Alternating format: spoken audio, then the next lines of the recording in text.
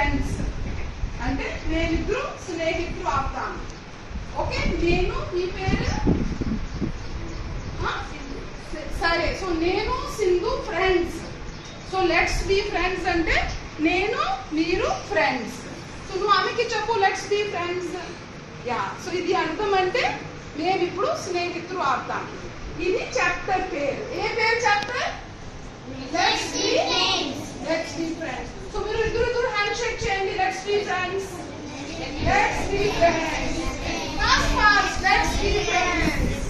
So ఇది happy కదా?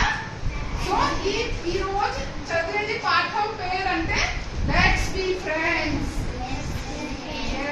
సరే అంటే చలో దోస్తి కర్తే అంటే మీ స్నేహితులు అవుతాం. మంచిది టాపిక్. సరే, దీంట్లో ఏం చెప్తా. ఏదో ఒక కాలంలో అంటే వన్స్ అపాన్ ఎ టైం ఏముండేవారు? ఒక పుట్టి బాయ్. పేరు అంటే హరి. అంటే నా పేరు అంటే ఐ వాజ్ కాల్డ్ యోగిత. అంటే నాకు ఈ పేరు చెప్పి పిలిచేవారు. కరెక్ట్ కదా?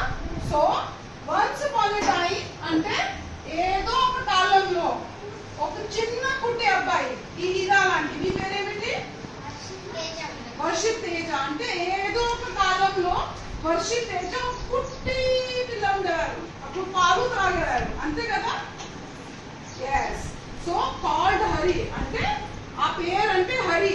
హీ వాజ్ స్ట్రాంగ్ అంటే చాలా గట్టిగా ఉండేవారు. స్ట్రాంగ్ అంటే చాలా గట్టిగా. ఇక్కడ ఎవరు స్ట్రాంగ్ చేయకండి. నువ్వు స్ట్రాంగా? నువ్వు స్ట్రాంగ్ రైట్. స్ట్రాంగ్ చెప్తారు కదా రైట్. సో తేజ అంటే చాలా స్ట్రాంగ్. మరి నువ్వు రావడమే లేదు. ఎంత స్ట్రాంగ్? సరే చూద్దాం ఎవరు స్ట్రాంగ్. ఇప్పుడు మీరే చెప్పాలి ఎవరు స్ట్రాంగ్. మేడం స్ట్రాంగ్ కాదు, హరి స్ట్రాంగ్. సరే నువ్వు నాకు పోయినా నీకు వస్తా. చాలా స్ట్రాంగ్. సరే మంచి ఈయన కొటంగల్లో బ్రేక్ఫాస్ట్ తింటున్నారు కదా, అందుకే స్ట్రాంగ్. చాలా స్ట్రాంగ్ అంటే అట్లా తేజ స్ట్రాంగ్.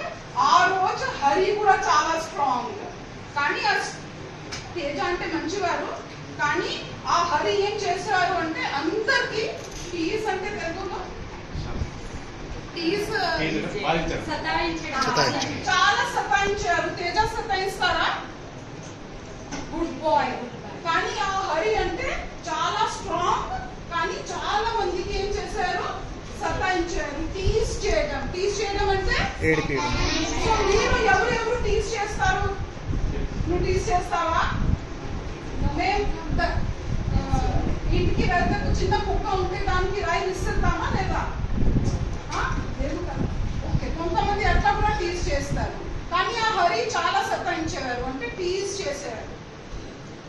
ఎలా ఉన్నా హరి మంచివారా? సో హరితో ఎవరైనా ఫ్రెండ్స్ అవుతారా? లెట్స్ బి ఫ్రెండ్ అంటే హరి ఏదో ఒక కాలంలో చాలా గట్టిగా ఉండేవారు.